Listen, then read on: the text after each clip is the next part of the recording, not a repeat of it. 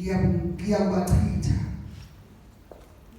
Awuyikhothamela onkulunkulu babo ungabakhonzi. Ungenzi njengokwemisebenzi yabo. Kepha wobachitha impela ubhidlize izithombe zabo. Amen. Mangene ucela. Mangene ucela.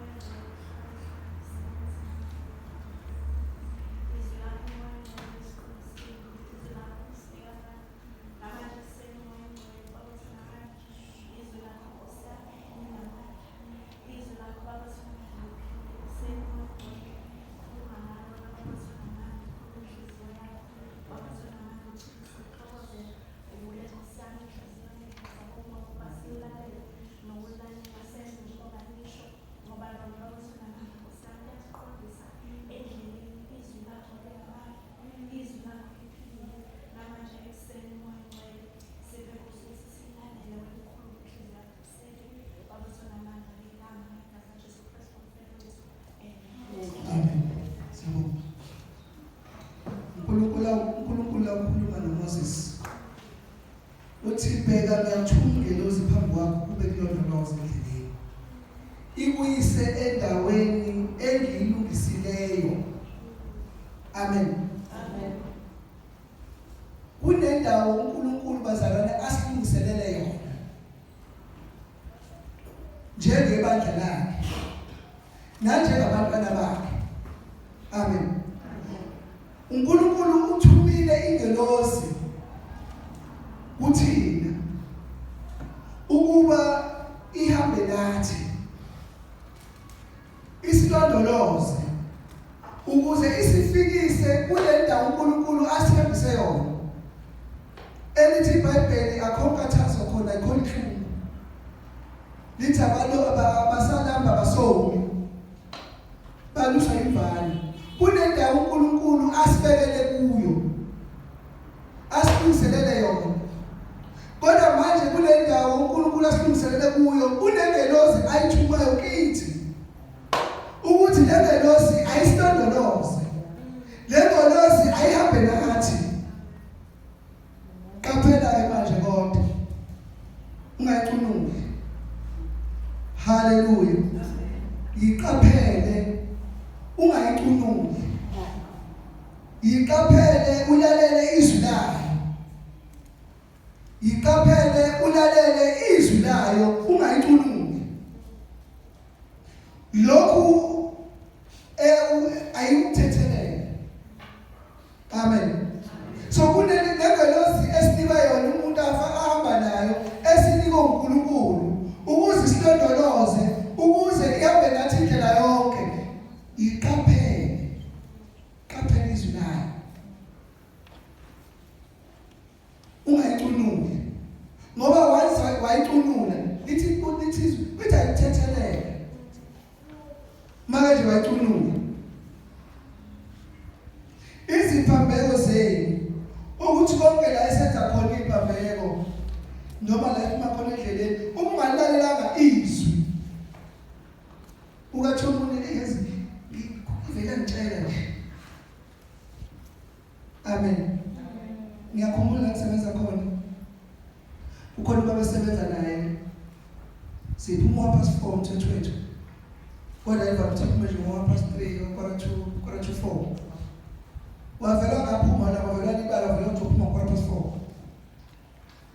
ngo 4 o'clock athola ucingo ukuthi staff sesivele sokukhayisela nje la ngezansi siphuma avame usuphuma naso office landlord abavame usuphuma nayo ukuthi sesihamba sesiyasala ukuthi sihamba transport nina namba ngemoto senovalo wavele wahamba lo muntu ngabe ngifisa fonise ke umuntu maselimele ngozi lapha ezansi nokumbilo usafona sesivela kwi-accident. Angithi ke manje wakhe kwi-accident uphuma isikhathi somsebenzi sefake ngisondele eduze sizokhava ukuthi sizokwenza kanjani. Usethuke ubaba lapha kunembethe uthi hey Inkosi yathanda uthi vela ngitshela kithi ngathi manje uthenga inkosi yakuthayo. Manje ushudele ilangi. Uqale kahle iqaleni. uNkulunkulu lothando, uNkulunkulu bathanda bonke abantu bakhe. Amen. Wathi angazi kunjani manje bathiwa sonke ubathola ngomphumela ucoba umuntu oyedwa mhlawumbe engalimala kakhulu mhlawumbe bezoba inkinga kumina. Amen. Emathole nempomo. Wababa ngitshela kithi wonke umuntu khona la ethi ngizwe nje elangi kukhona encane ngitshelayo.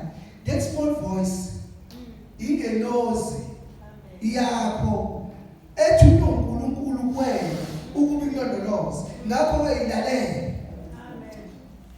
Amen. Amen. Ilalele ngaso sonke isikhathi ilalele. Ungayicunuli. Amen.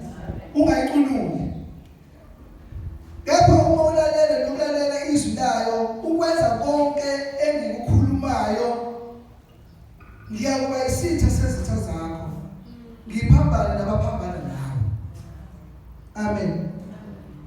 So uma small voice ikhuluma nawe ngendlela uyibeka ethubeni lokuthi noma ngabe yini emelana nawe ingabi nawo amandla ngoba uthi yena uzophenduka isitha sesithaza othi uthenge phansi ngolimi lolujwayelekile avela thenge phansi ngoba ngeke uthi wena ngalalela izwi lengelosi uNkulunkulu ayithumele kuwe. Amen. Mayithethe ukuthi yaba kwenza ngoba ingelosi ethumele kuwe ukuba yenze njani ikulondoloze. Uthi uyophambana nabaphambana nawe. Amen. Ubona abantu bephambana nawe ngisho indawo emsebenzini. Ungamsakhuluma kakhulu lithi khona la kwesodusi. Ekhulunkulu nabantu abaziwayo uthi leba yone. Zihlelele. Amen. Mina ngizawulwela nina nothule. Ngoba vele yenze njani ngoba bahamba ngelosi ayibekile uNkulunkulu kuMose ukuthi ihambe nabo yenze njani ibalondoloze. Ingakho bayaba nabo esithi no bona leba kuyoneni yekeni. Nina ihleleni. Ngoba umele igama lebalelizwe alisho ukuthi ngizoba isitha sezitha zakho. Ngiphambana nabaphambana nawe. So noma ukubless khona kwesikhathi izithi izinto mayivuka musu ufuna ukuyimela wena thula. Ngoba kunengelozi beke kuwe ethi uNkulunkulu uthenze njani ikulondoloze. Hallelujah. Ikulondoloze ibe seyenze njani iphambane nabaphambana nawe. Hallelujah. Uzobe ingelosi yami izawuhamba phambi kwakho. Ibuyisho kuwama-Amori. Ingelosi yami izohamba phambi kwakho. Ngendlela wena ulandela ingelosi. Uhola ingelosi. Noma uthola ukhona ethize ekhona bekele yona, kodwa fanele uqale ujobe ingelosi kuqala. Hallelujah. Noma isifika into ukufika ingasana amandla. Hallelujah. Ngoba nezinye izinto ezizakalelayo empilweni just ukuthi bachaze igama kaNkulunkulu. Hallelujah. Ithi ngabithenge bese ukuthi usukuthi bosiyabheka. Uzo uNkulunkulu efuna ukukhumbuza ukuthi ngisekhona nawe.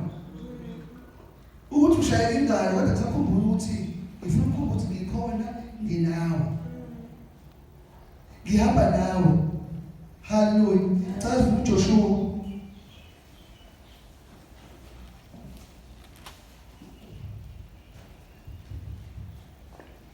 Incwadi kaJoshua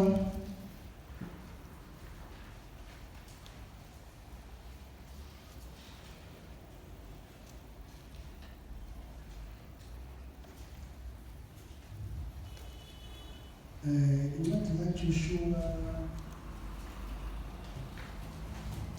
24.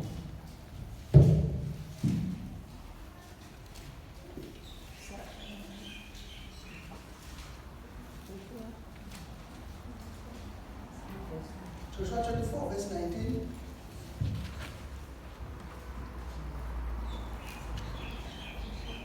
UJoshua 24 verse 19 fika kanje. uJoshua wathi kubantu, anina kumkhonza uJehova ngokuba uNkulunkulu ongcwele, uNkulunkulu onomhawu. Akayi kuthethelela iziphambeko zenu nezono zenu. Uma nimshiya uJehova nikhonza uNkulunkulu babezizwe, uyakuphenduka anenzele okubi, aniqede esenenzele okuhle. Amen. uJoshua wathi kubantu, anina kumkhonza uJehova ngokuba uNkulunkulu ongcwele, uNkulunkulu onomhawu. Akakuthethelela iziphambeko zenu nezono zenu.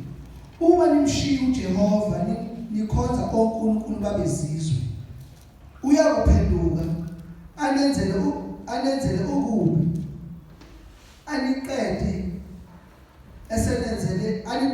esenenzele okuhle. Amen. uJoshua lana uyena uthathe uvayeva kalokhuza kukaMose. Ukhuluma ke nabantu bakaIsrayeli ukuthi uma manje nishintsha loNkulunkulu kaMose, uNkulunkulu wami lani njengoba lisho la izwi kuExodus,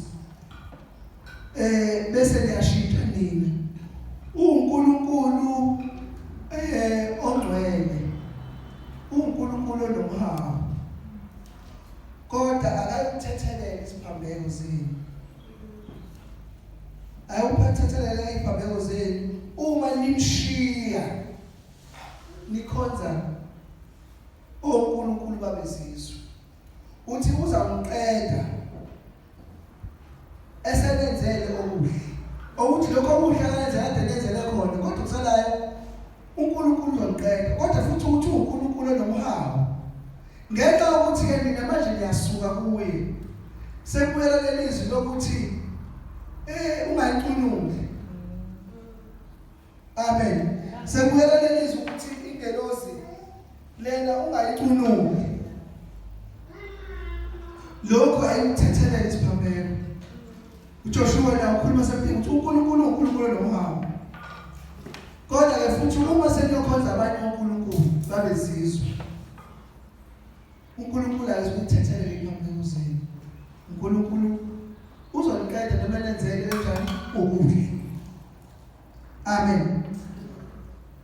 Kepha abantu bathi uJoshua cha, ngokuba siyamkhonza uJehova. Wayesethi uJoshua kubantu, nina ningofakazi benu bokuthi nizikhethele uJehova ukuba nimkhonze yena. Bathi singofakazi. Wathi susani manje onkulunkulu babezizwe abaphakathi kwenu, nithobele izinhliziyo zenu uJehova uNkulunkulu kaIsrayeli.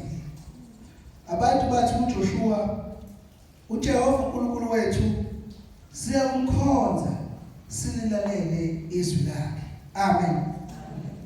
Hallelujah. Uphendula abantwana bakaIsrayeli abakhumbuza uJoshua.